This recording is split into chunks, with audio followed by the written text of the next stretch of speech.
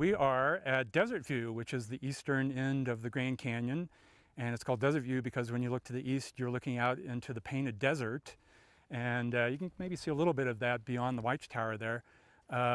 So this is about a quarter of the way into the Grand Canyon. It starts about 70 miles east of here, and from here it has another 200 miles to run to the west. And so right here is when the canyon first starts to really widen and deepen and sort of turn into the classic views that you see in most photographs or calendars or famous images. So before now it's a much narrower gorge, and then when it reaches Desert View it really opens out, and so it's about 10 miles wide here and it's about a mile deep. It has another 200 miles to run to the west before it eventually ends up at Lake Mead. The Colorado River, I hope you can see that in the bottom, runs all the way from the Rocky Mountains to between California and Arizona as it heads south.